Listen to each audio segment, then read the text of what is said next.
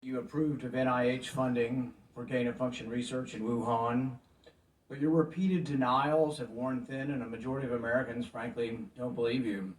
Even the NIH now admits that EcoHealth Alliance did perform experiments in Wuhan that created viruses not found in nature that actually did gain in lethality.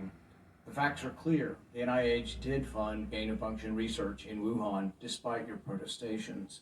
You can deny it all you want, but even the Chinese authors of the paper, in their paper, admit that viruses not found in nature were created, and yes, they gained in infectivity.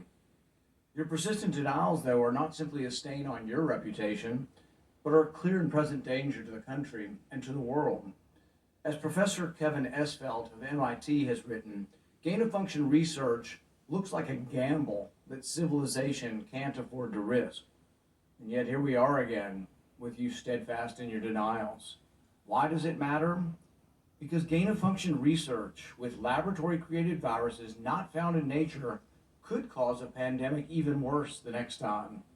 We're suffering today from one that has a mortality of approximately 1%.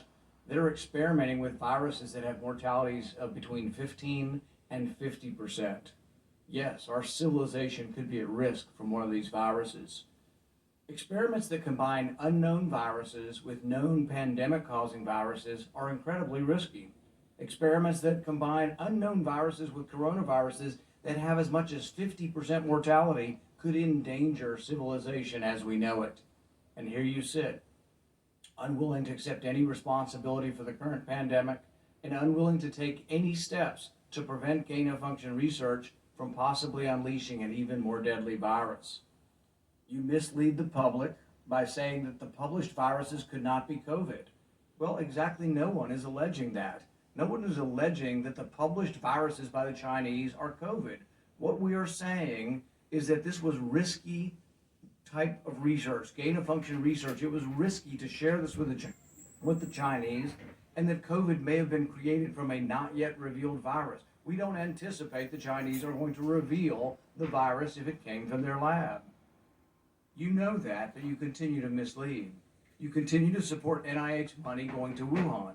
You continue to say you trust the Chinese scientists.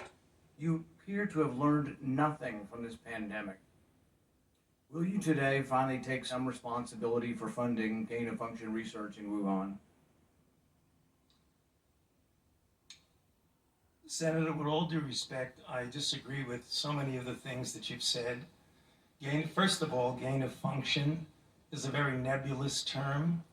We have spent, not us, but outside bodies, a considerable amount of effort to give a more precise definition to the type of research that is of concern that might lead to a dangerous situation. You are aware of that. That is called P3CO. We're aware that you deleted gain-of-function from the NIH website. Well, I can get back to that in a moment if we have time. But let's get back to the operating framework and guide rails of which we operate under. And you have ignored them. The guidelines are very, very clear that you have to be dealing with a pathogen that clearly is shown and very likely to be highly transmissible in an uncontrollable way in humans and to have a high degree of morbidity and mortality, and that you do experiments to enhance that. Hence the word EPPP, enhanced pathogens of pandemic. So when EcoHealth Alliance took the virus, well, SHC014, and combined it with WIV1 and caused a recombinant virus that doesn't exist in nature, and it made mice sicker, mice that had humanized cells, you're saying that that's not gain-of-function research? According to the framework and guidelines. So what you're doing is defining away gain-of-function. No. You're simply saying it doesn't exist because you changed the definition on the NIH website.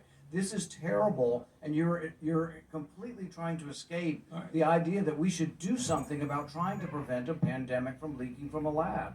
There's the preponderance of evidence now points towards this coming from the lab, and what you've done is change the definition on your website to try to cover your ass, basically.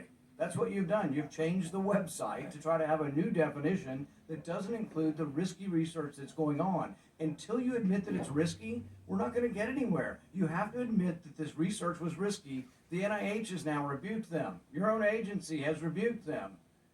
But That's- the thing is you're still unwilling to admit that they gained in function when they say they became sicker. They gained in lethality. It's a new virus. That's not gain of function?